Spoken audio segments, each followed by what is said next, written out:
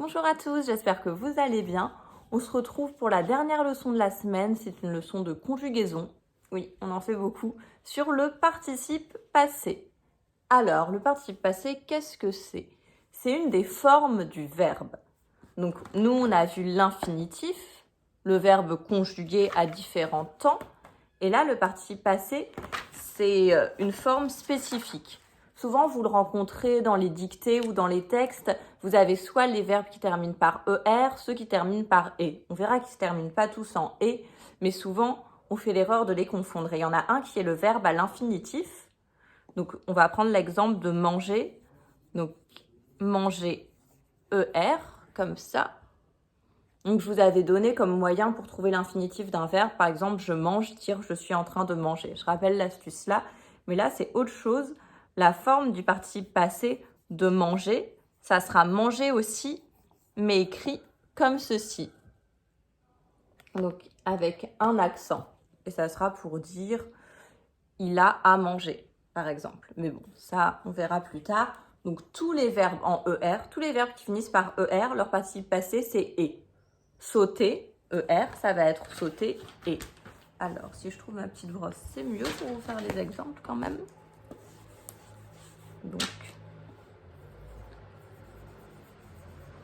là, on est d'accord, c'est écrit en ER, c'est le verbe à l'infinitif.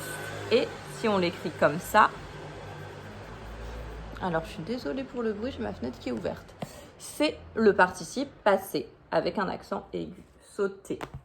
Tous les verbes en ir, par exemple finir, grandir, venir, leur participe passé, ça sera juste i. On ne les prononce pas pareil, du coup, on enlève le r. Grandir, du coup, ça sera grandi. Par exemple, je suis en train de grandir, infinitif du verbe. Il a grandi, participe passé.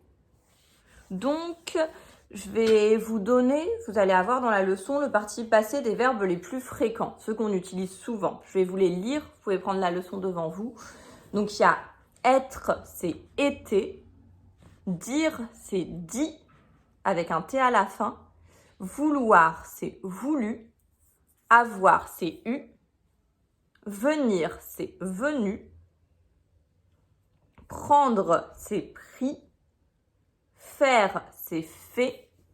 Voir, c'est vu. Aller, c'est aller. Et pouvoir, c'est pu. Vous voyez que là, par exemple, venir, il se transforme en venu. C'est ce qu'on appelle une exception. Alors, là, c'est une petite règle. C'est que dans certains cas, le participe passé, il s'accorde en genre et en nombre avec le sujet. Ça, il faut le savoir, mais pour l'instant, on s'en occupe pas. Nous, on en est encore au stade de identifier les participes passés et les faire. Et plus tard dans l'année, il y aura une leçon sur l'accord du participe passé. Mais pour l'instant, on ne se préoccupe pas de ça. Les exercices qu'on va faire, ça va être le 5 et le 7, page 117. Donc, on va expliquer un peu les consignes ensemble. Alors, le premier exercice, le 5, vous avez des listes en fait, avec des mots, pas forcément des verbes justement. Il faut que vous recopiez uniquement les participes passés. Donc, la première liste A, c'est fait, frôler, décider, lu, été. Donc, comment on peut faire? Déjà, on peut regarder les terminaisons. On a vu que si ça se terminait en ER ou en IR, ça sera un infinitif. Mais que si ça se transformait en E ou en I, ça peut être un participe passé. Après, il faut regarder que c'est bien un verbe et que c'est pas un mot. Et ensuite, on peut regarder sur la leçon à côté pour les cas irréguliers, voir si ça correspond. Alors, la B, c'est fini, tasse, pris, sué, grandi, cuilleré. Il faut aussi s'interroger sur le sens des mots. Qu'est-ce que ça veut dire? Alors, c'est bébé, dit, appris, revu, invité.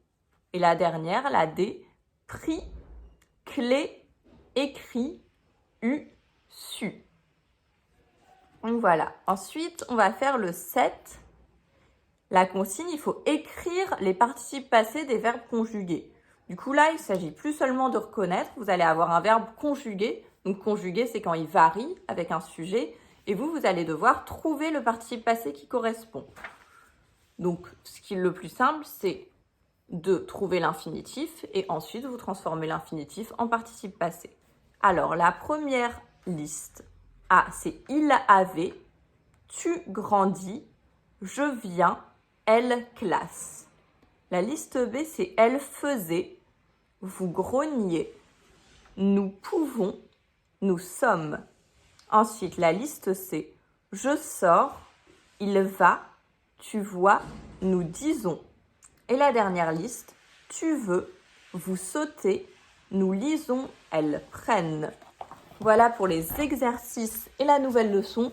Comme d'habitude, si jamais vous ne comprenez pas, vous pouvez m'envoyer un message, vous pouvez m'envoyer un audio, je peux même vous appeler pour vous réexpliquer si jamais c'est trop compliqué.